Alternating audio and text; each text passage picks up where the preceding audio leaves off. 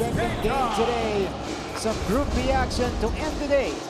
In NCAA Season 101 Wednesday, Rosilio misfiring right away. Rafi Celis is on the break. Prince Benilde wants to keep it rolling. Of course, they're without one of their leaders, Alan Liwag, but they definitely have the lineup and the depth to get it done today. Yes, and again, kanina binanggit ko sa'yo, Mars, yung Benilde kasi, sistema eh. Sistema ang nagpapatakbo ng team nila. So, even if wala si Allen Liwag, feeling ko, na-instill naman sa kanila ni Coach Charles yung dapat na kung paano niya gusto patakbuhin yung team. Doesn't matter kung sino yung wala o kung sino yung meron. Kasi yung sistema ni Coach Charles, doon talaga niya binibuild yun sa pagiging together nila kung paano sila magko-complement ng one another. That's right. Big shoes to fill though for Jake Gaspay today in the starting unit. Exciting din dahil nasa starters din itong si SJ Moore. Of course, this is the comebacking NCAA player SJ Moore that we start off with Lex Gazingan. Floater in the lane. It's good to start off the scoring. But you know, I like what I'm seeing with Letran. Kanina nabanggit ko ulit sa'yo na mas okay siguro kung una nilang hahanapin is yung tira nila sa labas kasi most of their players get their rhythm from that. And first attempt nila kanina was a shot from the 3 by Rosilio. And then now they tried to attack the lane and got another 2-pointer from the perimeter. So you know what I'm trying to tell you kanina, di ba? Outside and then inside and then outside inside. Doon nanggagaling yung strength ng Letran eh. Yung aggressiveness nila.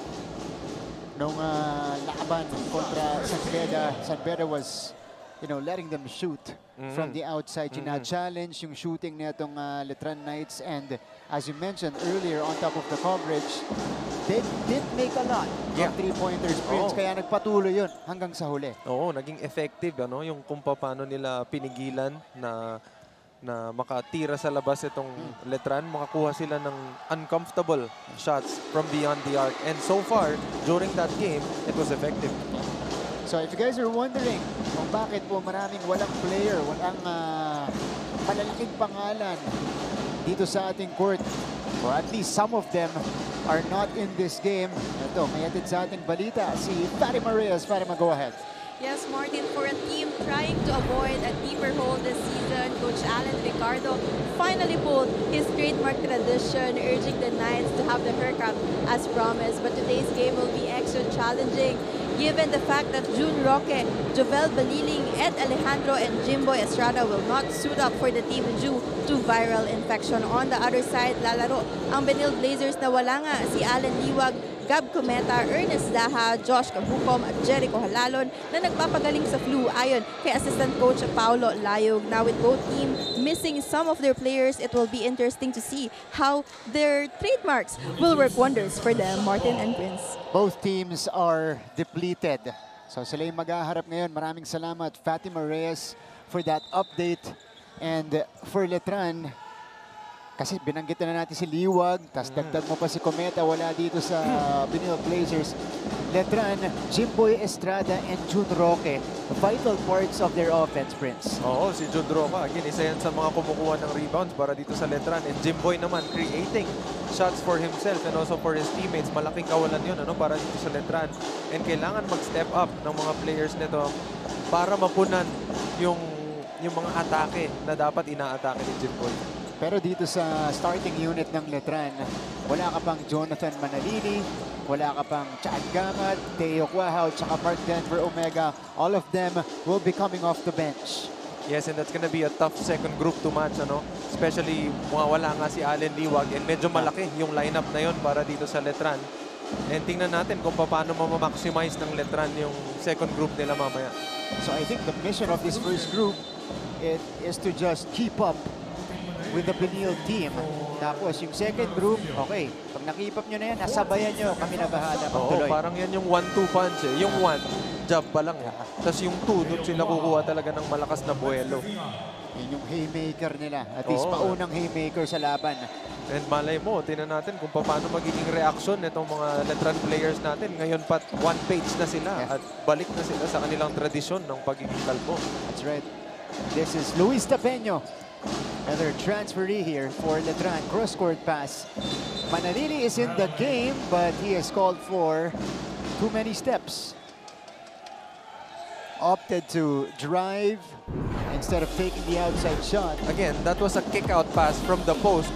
He did his job, making sure na yung Benil Blazers mag-clog sa kanya sa loob. And he got the players of the Benil inside already, giving him that wide-open three that he gave up for a supposedly attack and ended up getting a travel. And Rafi Celis on the other side, knocking down the first three of the game.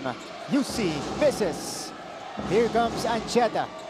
Benil is up and running. What a pass! Ancheta, ooh, more! Missed it! Oh, medyo matagal yata siya nagkape sa ibabaw ng sa ere. Fuenzalida also missing from point blank. Ito na si SJ Moore, babawi, running into, that's great defense by Deo Cuajao.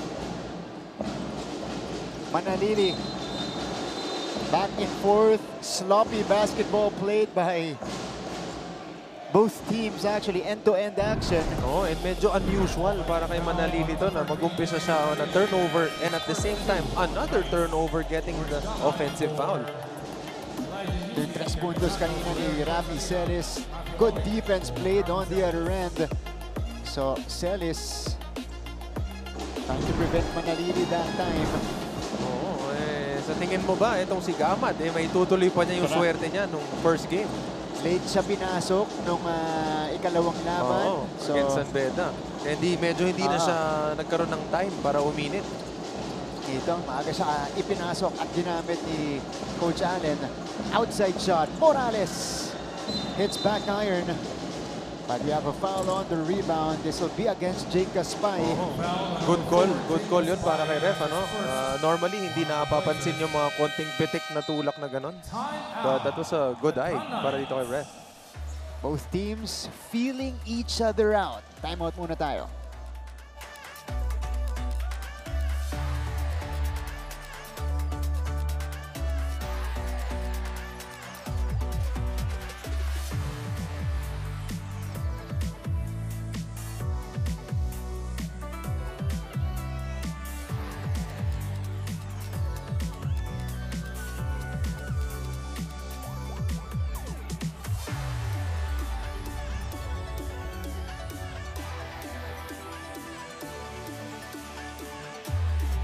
Balik sa ating laban. And for the Benil Blazers, Justin Sanchez, I mentioned earlier, has been averaging 20 points per game in 2 games so far for the Benil Blazers. Last time out against CAC, he had a total of 16 points and went 4 out of 7 from long range. Oo, medyo nag-take over na to si Justin Sanchez dito sa taon na to. Compare mo dun sa last year season niya na medyo, yes, he's starting off the bench and sometimes he's part of the first 5, pero hindi siya ganun ka-aggressive last season, But this season, he's making sure na siya na yung mag-fill ng mga roles na leadership para dito sa Benil. You see the jump and the rise in maturity para dito kay Justin Sanchez, especially in picking his shots on the court. Oo, the responsibility na binigay sa kanya nitong ni Coach Charles, malaki.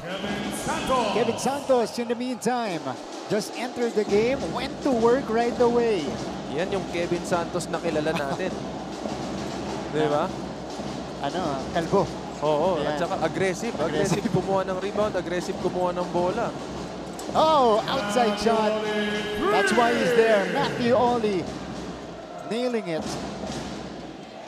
Ito si Oli, isa pang player na nagsastruggle mula sa labas in their first 2 games. Chad Gamad thought about it against the taller Morales. They get it to Santos. Here is Tapeño making his move. Gamad with the open look. Gamad knocks it down. Oo, ito yung nawala nung nakaraang game ng Letran against San Beda. Yung mga outside shots ni Gamad na pre-provide niya para sa Letran during their first game. Chad Gamad, the Filipino-Canadian, with his first 3-pointer here. Inside pass, Celis with a beautiful cut. Nakakita niya pa yun? Ayun lang. Nakawala. Etong si Deo Cuajao, Benil unable to get back defensively. But Martin, take a look at the pace na meron ng Letran and CSB. Right after that timeout, nakakuha sila ng konting breather. pero yung bilis ng offense to defense nila ngayon. I like what I'm seeing. Quick shots being taken by both teams. Ancheta nails the floater. Ito na si Luis Tapena. 12-9 is the tally. Eric Santos against Gaspay. Short stab. Doesn't roll in. Here comes Jumel Ancheta. Ancheta just hit a shot earlier. Oh, nice passing by Benilde. Only with the hand time as well. That's the system we're talking about kanina. Ano, yung very unselfish plays nitong Benilde. Once they start playing cohesively, napakaganda ng nagiging outcome. Pinakitaan din sila ng Letran. Santos scoring inside. Set up by Jonathan Manalili. Oo, sabi, ang ganda ng pasahan nyo. Ito, behind the head pass. Palitan tayo ng puntos. They go to Celis here who has 5 points already. Baseline drive, sending it out. They swing it to Gaspay, who pulls the trigger and draws all air. Here comes Manalili. Lefty pass. Tapeño covered by Gaspay. Wow for 3. Wow, drops it in. Ito na, Marks. Ito na yung 1-2 punch. Jab muna bago yung haymaker. 14 all. Exciting contest here in the first frame.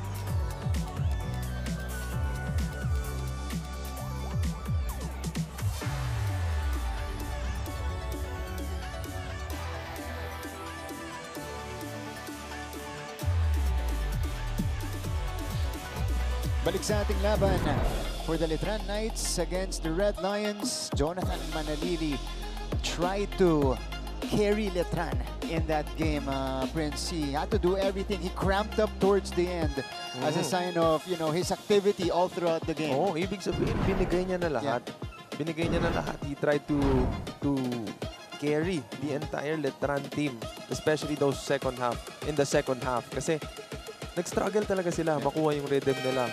Pero sa tuwing meron siyang maipapakita at mabibigyan niya ng score yung team niya, unti-unti silang nakakabalik except nung nag-cramp siya.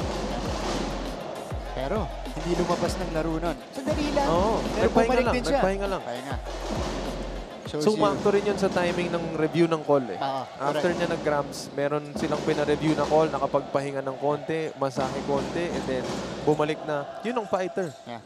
Fighter, puso para dito kay Jonathan Manalili. Sean Umari. Sorry. Yeah, And speaking of fighters, nanonood yung mga dating fighter ng Letran, yung mga legend ng Letran. Ayan, si Brent, si Tommy, si Louie, at si Ira. Binabati ko kayo, mga broskies. Siyempre, yung Terraforma. Matindi ang malakas sila sa'yo, ha? Oo. Nagbilin sila kanina na. Panunuurin ka namin, ha? Sagot, sige. Yan, former Letran champs. Oo, mga teammates ko. Yan. By the way, Santos and Omega are both on the floor for Letran. Sean Umali also is inside. Justin Sanchez. Yan. Tuloy-tuloy lang ang stellar play ni Justin Sanchez for Benilde. Oh, and if you're gonna look at the game, ito si Justin Sanchez, the past two games, aggressive siya, especially sa labas. And unang shot pa lang dito sa game na to ng pagpasok niya, tira agad sa labas. Dapat alam na ng mga players ng Letran kung ano yung scouting report mo dun sa mga players, tendencies nila. Kasi, as we see this foul coming from Mark Denver Omega, si Sanchez, 4 out of 7 in their previous game against CAC from long distance, as we see this three-pointer by Deo Quahao. And then the fast break play, Leo finishing on the break. But Justin Sanchez, you mentioned, his first touch of the basketball, nailing it from the top of the key. Imagine the confidence boost that you get from draining your first shot and from the outside. Mas mapapadali yung pagkuha mo ng rhythm mo. Para dito sa Letran, MDO was called for his first personal. Okay, so he has to be careful here because in the past few games, as Manalili takes it straight to the cup. And like you mentioned kanina, this is the type of pace and gameplay na gusto nitong ni Manalili. Ano, yung napakabilis na run and gun. This is where he thrives. Ito ulit siya. Kevin Santos. Stolen by Torres. 3-on-2. Benilde has the numbers. That was a good foul. That was a good foul by Manalili to stop the play and make sure they don't get the easy basket or 2 shots. Alam mo yun? Para magsiset up sila ng inbound, makakabalik yung mga kasama niya, makakadepensa sila. Because they were outnumbered in that sequence. Pangalawang foul na pala niya yun dahil meron siyang offensive foul kanina nung nauna. So, good foul dahil na-stop niya. Pero hindi niya siguro napansin na meron na nga pala siyang offensive foul kanina kaya kailangan siyang ilabas ngayon ni Coach Allen. Kasi baka tumatlo pa. Ang crucial doon, this is the game that he needs to preserve himself. Tama. Kasi walang Jimboy, walang Roque. Same thing with sila Omega, di ba? Again, last game medyo maaga nung nakakuha ng 3 sunod-sunod na foul itong si Omega. Kailangan ingatan din niya. Dahil kailangan nila ng babantay dito sa mga big man ng Benilde. Ito si Sean O'Malley. From the outside, he drains it right over Buensalida. How about the big man showing the touch? Rosilio gets the whistle. And big responsibility today for Peter Rosilio as we see Sean O'Malley here. Close out by Buensalida, pero nahuli ng konti dito kay Sean. Yan yung mga klase ng tira na meron talagang ganong feeling eh. Yung pagtanggap mo pa lang, alam mo na kung ano yung gusto mong gawin, tapos buo yung loob mo. And most likely, dahil sa taas ng confidence mo, masushoot mo talaga yun. Big Sean with the 3. Gamad could not answer. Follow up by Buensalida. Also off the lid. And it will go back to Benilde side. 22-18 ang ating score dito sa first quarter. 68 seconds remaining. And Letran is already in the penalty. So Sean O'Malley will take a trip to the charity stripe. Meron pa tayong pahabol. JM Bravo, nanonood din. Yan. Ano rin yan? Isang napakalupit na player na nanggaling din sa NCAA. Galing LPU Pirates. LPU Pirates. Nanonood din. Kapit natin ni Sean. Eusebio pala ang mag-free throw dito. So Anton Eusebio, second year in the NCAA, known as a high flyer. And a sweet shooting wing. But he hasn't had a lot of opportunities to show off his wares. He's hoping that this is going to be the year that he does that. 2 for 2. 6-point lead for the Blazers. Rosilio. Deo Cuajao. Exactly a minute left in the first frame. Ito yung matchup na gusto kong makita. Omega versus O'Malley. Banggaan, dalawang banger sa paint. MDO from the outside though, nothing there. Sanchez, Oli, transition 3, got it! Bang, bang, bang, stop and pop. Confident 3 taken by Matthew Oli. Again, nag-umpisa ang lahat ng yan dun sa 3 points ni Sanchez. Oli leads Benilde with 8 points. They go to Buensalida here. Biggest lead of the Blazers, by the way, 27-18. There's a foul on the back down. It's going to be against Eusebio. Let's see the three-pointer here by Matt Oli. Look at this. No hesitation. Saw himself open, confidently draining his second triple of the game. Bakit mo nga naman pupuntahan yung bantay kung open ka na sa labas and nakakashoot ka naman? Okay. Bagong pasok para dito sa Benilde. Itong si Galas, second-year player for Coach Charles. They have about a 6-second difference between the clocks here. And Benilde can opt to take the last shot. Torres against Rosilio behind the back. Torres drop off. Oli gets fouled. Okay, sa mga viewers natin dyan ngayon, sa mga hindi nakakapansin kung paano ang tinatakbo ng Benilde ngayon, first available open shot they're taking. Bakit? Yan na kasi yung trend ng basketball ngayon. Hinahanap na natin yung pinakamabilis na possible na makakuha tayo ng open shots kasi mas maraming possessions, mas better. And again, if you're gonna look at it, even their bigs are shooting from the outside kasi doon na talaga papunta yung trend. Nakaspread na yung floor, bihira ka na makakita ng mga legit na big man na talagang pumaposte. Yeah. That's an interesting point. Hindi na minsan kasi merong mga scheme pag kinakailangan, minimilit muna yung clock. Oo, meron. Diba? May times na gano'n. Yeah. Let's say, pwedeng doon manggaling yung point of attack. Pero kung makikita mo talaga, kahit yung mga teams na may dalawang big, kung meron man silang post-action, yung isang big nila palaging nasa labas. Kasi pag na-spread mo yung floor dahil nakakashoot kayo sa labas, napakaluwag para dun sa isang big maglaro. Oh, Sean with the steal. Drop off. Only scores at the horn. And the Blazers ending the first frame with a run. And they've now established their biggest lead of the game, 31-18.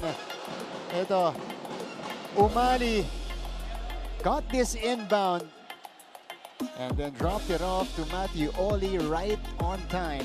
Oo. Medyo nawala kasi siya sa balance, kaya pinasa na lang niya kahit na may tao dun. So 31-18, biglang lumobo ang abante nitong Benil Blazers. Magbabalik po kami para sa second quarter. We are back inside the Philoil Center in San Juan for the battle between the Letran Knights and the Benil Blazers. And in that first quarter, final minute, final few moments, Benil ending it on a 12-0 run, Prince, to get ahead here by 13 points, 31-18. Again, yan yung system na pinag-uusapan natin kanina. Kung paano ginawa ni Coach Charles na in-instill dito sa mga players niya. Kailangan natin ng mas mabilis na pace. Kasi kaya tayo nagpapakondisyon para dyan. So mas mabilis yung pace nila, mas marami silang possessions. And lahat ng players nila halos nakakatira sa labas. So, I mean, napakadali para sa kanila humanap ng open shots. And the more shots they take, the more chances na makakapasok sila. Yeah, that's exactly what happened in that first quarter end. Floodgates opened for the Benil Blazers. The Letran Knights, they were within striking distance just a few minutes ago. Pero mabilis na pagbulusok ng Benil, yung napanood natin, Rosilio. Ito na mga Letran really taking their time on the half court, in and out for Rosilio. Torres has it. They go to Sanchez here. Scramble with Omega. Jump ball situation. It goes to Letran, so it points to the Letran Knights. Oh, tama. Sorry, akala ko bola ng Letran kasi ay ng Benil. Pero nag-start na pala yung second quarter. Napunta na kanina sa Benil yung bola. So, the Letran Knights down by 13 points. Again, playing without two key scorers today in Estrada and Roque. Pintes sa labas, Omega wala pa rin sa ilalim. That's a whistle against Chad Gamad. So substitution, ibabalik na ni Coach Allen Ricardo si Jonathan Manalili at si Kevin Santos. And again, yung difference ng pace ng Letran, pag nandyan si Manalili sa loob, sobrang laki. Kasi sa tuwing nasa loob si Manalili, medyo mabilis ang tinatakbo nila at they're really looking for that transition offense. Pero nung nawala siya, doon nag-start bumagal yung opensa nitong Letran at mas nag-settle sila doon sa set play. But he has to be extra careful because he has two personal fouls, Prince. Umali from straight away. Hit one earlier. Ito lumabas. Manalili has it. To the corner they go. Wow, ilalapit. Wow, drop off. Santos, isa pang pasa. Omega gets the whistle that time. So two shots coming up for Mark Denver Omega. This will be on Sean Umali. At this point, Pero good find mula dito kay Yeah. Santos, ano? He was open, but his teammate was way open, more open. And then they ended up getting a foul para dito sa player ng Binild, ano? And 2 shots. Yeah. Teka lang, ang nagbabalik po para sa Benil Blazers, Tony Inon is now on the court. So this is a welcome back for Tony, who has missed the past 2 games, the first 2 games of the season for the Blazers. Okay, ngayon ipasa natin sa ating And- courtside. Sige. Oh, go. Ang sasabihin ko lang dapat ang naaalala ko dito kay Inod, ano to eh, happy maglaro to eh. Kasi yeah. grabe yung energy na nabibigay niya sa Binild sa tuwing nakagawa siya ng magandang pasa, magandang tira.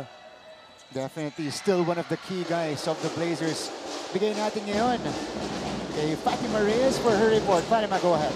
Letran's record doesn't reflect the talent of their team. This is the exact word of assistant coach Paulo Layog when asked how they see Letran for today's game. And this echoes the huddle of Coach Charles Drew reminding the team that they have a lot of options too. With a team with so much potential, all the Blazers have to do is to be ready and to be mindful, which they are all clearly showing. Wag lang daw nila sabayan ang bagal ng depensa ng Letran, and in this kind of game, rebounding will be their greatest strength. Now let's see how the Blazers will maximize their potential. Martin and James. Salamat, Fatima. Hindi sinasabayan, iniiwanan pa nila Tama. itong Letran Knights. Oh, yan yung base na meron itong Binild, ano? Justin Sanchez, by the way, knocking down another triple. His second in the game. Eto, hiningi niya ito mula kay Sean. He knew what to do. Shook off Omega. Knew he had a mismatch. And then pulled the trigger from the left wing. Again, if you know the scouting report of that player, he just made 1-3 earlier. And the previous games, he's been taking those shots. Nag-switch yung bantay niya. And yung teammate ng isang Letran na hindi pumalit dun sa switch agad, gave him that split second na kinakailangan niya para maki-let go yung tira na yun. And coming off the first 3 that he shot earlier, andun pa yung kumpiyansa. Nandun pa. Ian Torres counters with his own basket. Manalili scoring right before that. Ito si Manalili. Manalili being hounded by different players. Buensalida inside. Buensalida with a reverse. I like how unselfish itong si Kevin Santos, ano, yung laro niya ngayon. Open na siya, pero nakahanap pa rin niya yung teammates niya. Nakukuha kasi niya yung depensa nitong mga players ng Letran. The swing to the corner. Inot. Too strong. Galas. Balik sa labas. One more time. Wala pa rin para kay Inot. Akala ko iisa pa eh. Munti ko nang sinabing third time's the charm. But, you know, Tony just came back. Of course, he had that injury. Tignan natin yung left foot neto ni Tony. Heavily taped up. Oo, tsaka naka-ankle support pa. Ito si Jonathan Manalili kissing it. That one off the glass. Ito si Torres. Nakaiba to, no? Parang Jalen Bronson, ano mo yun? Tumingin sa kanan, pero wala doon yung screen. Nung humarap doon yung bantay, umalis na. Now you see me, now you don't. At si Ian Torres and then Buensalida scored on the other side with a reverse. Pero nakikipagpalitan lang ng puntos ang Letran dito sa Benil. They could not get stops on the other side. Oo, pero part rin ng trend ngayon, kapag nahihirapan ka mag-stop, bawiin mo na lang dun sa isa, takbo na lang din kayo. Kasi eventually, pag napagod yung kalaban nyo, makakakuha rin kayo ng stops. Or kapag nahirapan kayo mag-stop. I mean, kesa naman hindi ka na makastop, tapos hindi ka pa tatakbo, hindi mo sila pinagbayad dun sa ginawa nilang opensa. Ito. Tatawagan si Torres. Let's see if there's gonna be an upgrade. Unsportsmanlike foul on Ian Torres. Sinabitan si Jonathan Manalili without, well, at least what the referee saw, it's without the intention of going for the basketball. Oo, medyo above the shoulders kasi yung ano eh, yung pagkasundot niya dun eh. So, Manalili with a couple of free throws and then a free possession para sa Letran. They can use this to come back. and trim the lead down to single digit again. Oo. And siyempre, 6 minutes. Matagal pa yan para sa second quarter. And this can be the spark that they've been waiting for. 2 for 2 para kay Jonathan Manalili. Again, he continues to be the spark on this team. He leads the way with 6 points. Oh, nasa loob na rin ito si Gamad. Gamad, oo. May So shooter na siya. pwedeng atakihin ni Manalili sa loob and hanapin si Gamad sa labas. The spin. Hang time. Santos sa taas na kinuha. Nakakuha pa ng foul. Nakita mo kung paano niya ginawa. Tumalon muna siya ng mataas bago siya tumingin sa ring. Dito ko pala yung shoot. Ano kayong pakiramdam ng ganun ka-athletic, ano? May height ka na. Kanto ka pa kataas yung tumalon sa ibaba niya. Nakatalo na siya. Oo. Tumalon muna siya bago siya tumingin. Kung saan ko ititira. Kevin Santos. One of the most athletic players that we have in the league. And he has developed a jump shot as well.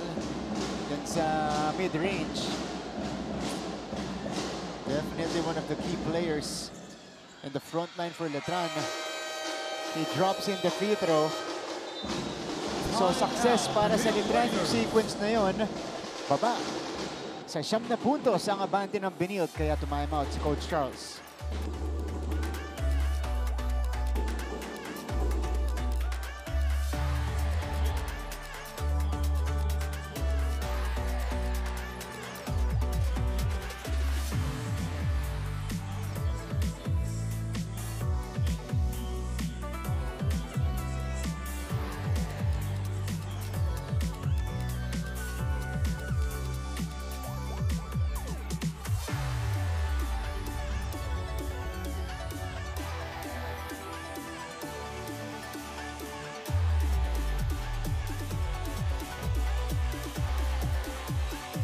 NCAA Season 101. Sir Dax Castellano from Benilde on your screens. From our NCAA Management Committee.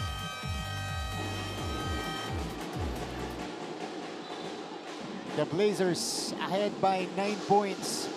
But Letran in one sequence alone naka-4 na puntos. Oo, again, nakuha nila yung 4 na puntos na yon dahil tumatakbo sila.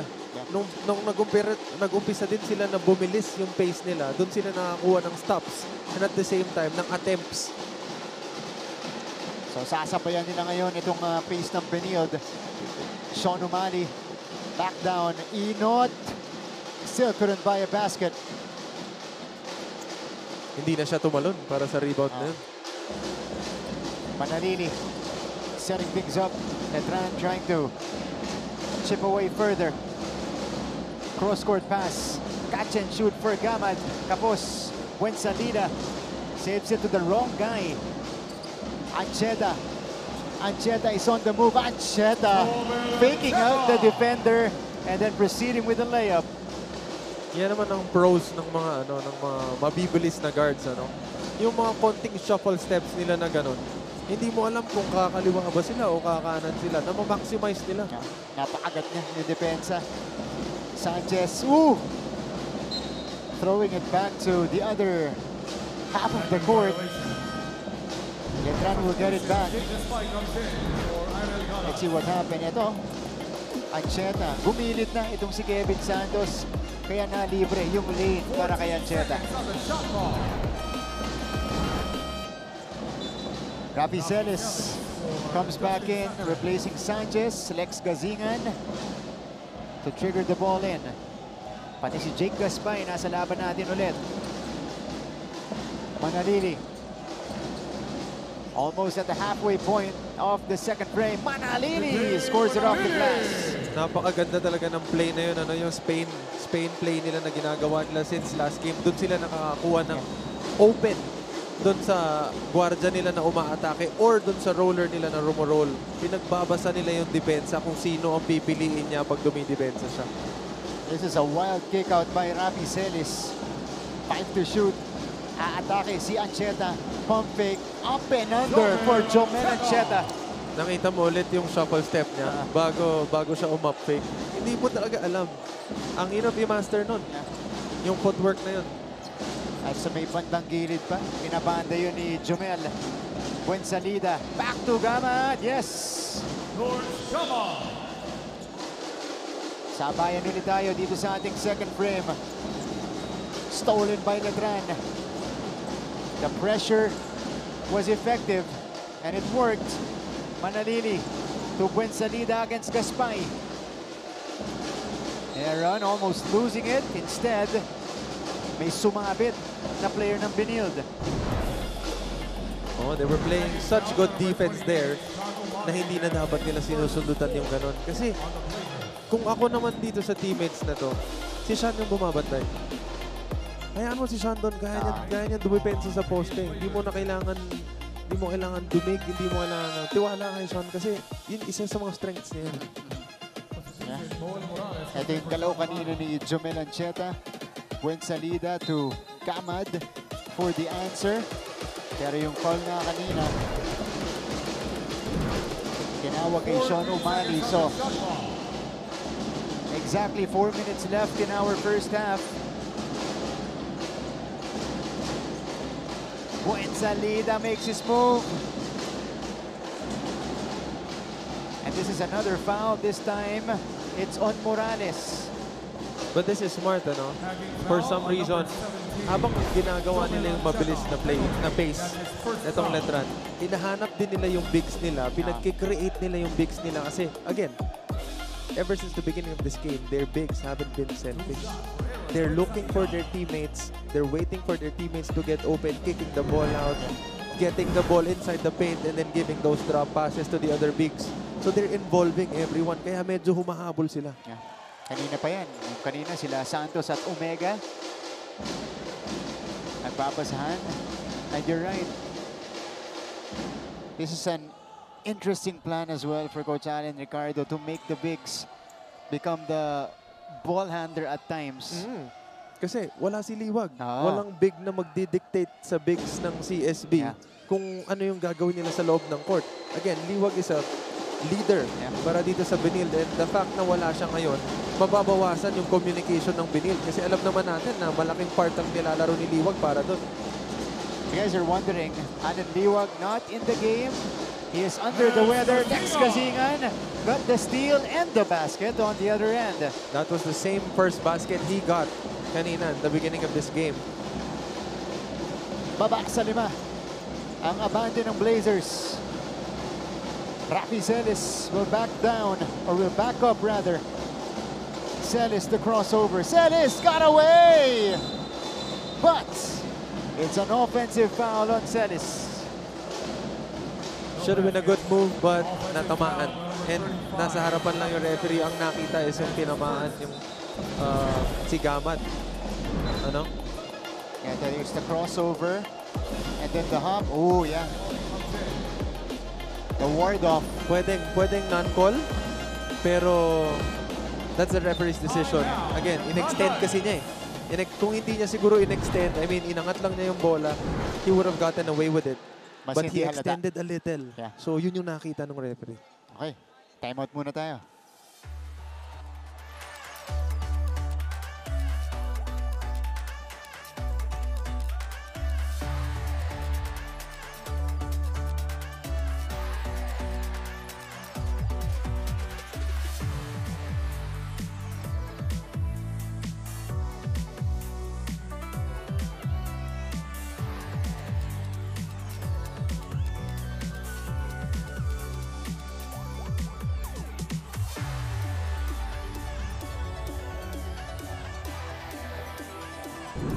Mangom representative of Colegio de San Juan de Letran, Father Victor Calvo Jr. OP is also here.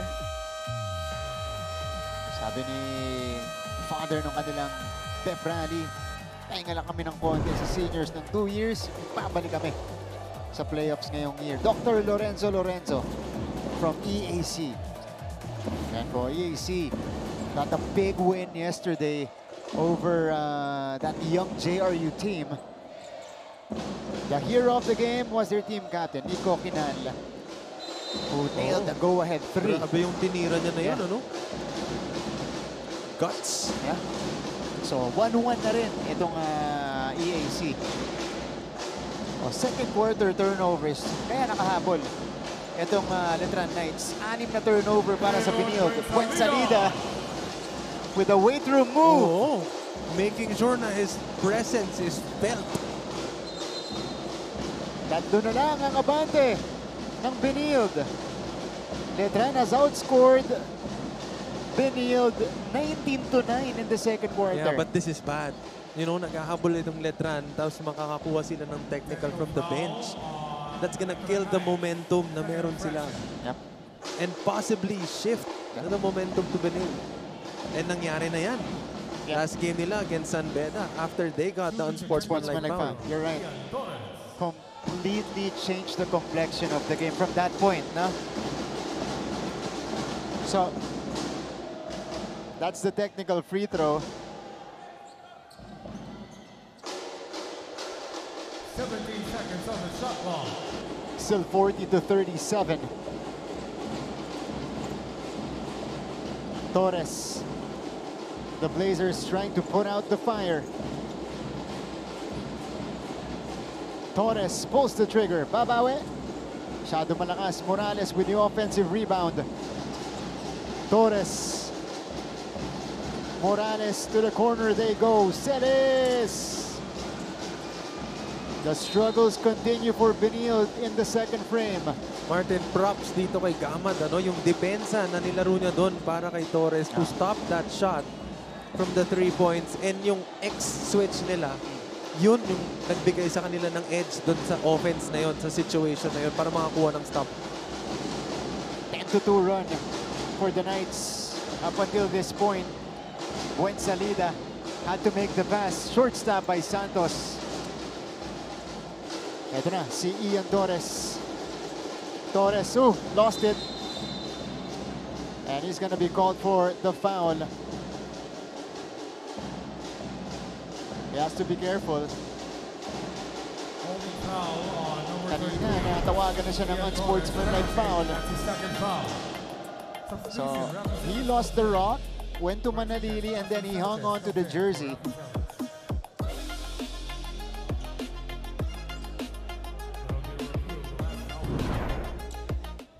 Ito, sinisilip nila.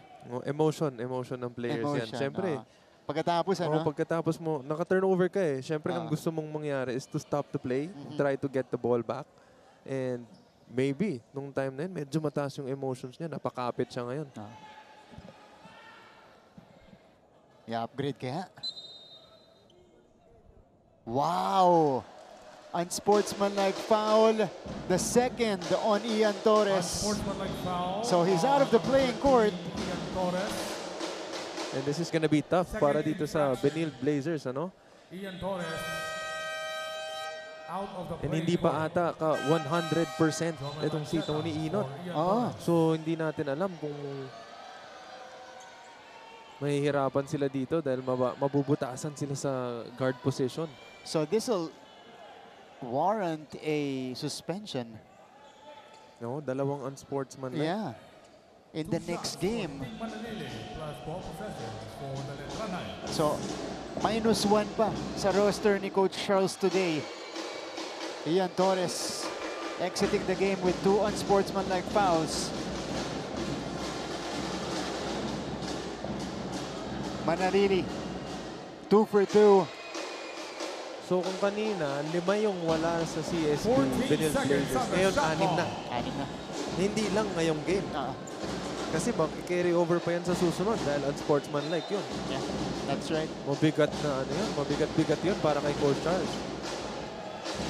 At ang masama rin dito, naibaba na sa isang abante ng Benilde Blazers. Manalili erasing that lead and giving it to his team. Another way-through move galing dito sa Letran Knights. And they're pressuring full court. Kazingan. Manalili gets it back. Manalili deep into the paint. Oli. Ancheta. Ancheta saw the lane. Yes. High off the glass and in for Jumel. Sabi ni Ancheta, kanina, si Torres yung lumalayap ng ganito kataas. Ako naman. And that stops the bleeding for Benilde. Buensalida backing down. And is able to draw the foul. Oh, sa mga hindi nakakaalam, yung ganong klaseng move, isa sa mga magagaling gumawa nun, si Kiefer. Okay. Alam mo yung pag nakita niya na yung kamay mo nakababa and hoping na sumubok kang sumundot, kukunin niya ngayon yung arm mo para makakuha siya ng foul. And in that case, it was effective. Mati ka, no? That was Didiskartehan na niya. very smart move. Ano? Especially, kulang na nga yung bigs ng Benilde Blazers. Tapos, kukunan mo pa sila ng foul, chances are, mag-iiba yung rotation nito ni Coach Charles. Mas liliit yung front line niya. Kumbaga yung lalim na meron sila, medyo bumababaw. Yeah. 2 free throws for Okay. Buensalida. Buensalida to the free throw line. Kanina yung Letran 10-0 run. Naibawi ni Jumel Ancheta, but the Knights are back in it. Yeah, after falling behind by 15 points, 34-19 dito sa ating first half. 1 out of 2 for Buensalida. A minute and 13 left in the second frame. Pressure applied still by Letran. Oli. Ancheta surveys the floor. Dumidiskarte si Jumel. Jumel to Morales from the free throw line. Nothing there. Eto na, si Manalili. Only the third deadlock of the first half. Manalili trying to break it. Buensalida to the open guy, Kamad. One-handed rebound from Morales. Ancheta. Great screen by Sean O'Malley, giving Ancheta that open lane Blocking foul number 14. and Aaron open look Buensalida, his third. para mahugot yung big man nitong Letran. Nakakuha pa siya ng foul. Substitution. Pero para sa Letran, that's only their Luis second Tapeño team for foul. Aaron Buensalida. I think this is the first time na Paulinho magpapalit for itong Nolan Letran ng Morales. player since the 6-minute mark. 17 right. seconds on the Si shot clock. Tapeño ang papasok dito, papalitan si Buensalida, who provided quality minutes for Coach Allen. Morales was also replaced. Enot is back in the game. Tony. 10 to shoot. Inside. Sean. Got away. So the Blazers break the tie. Pero may chance pa ang Letran para sa huling tira sa ating first half.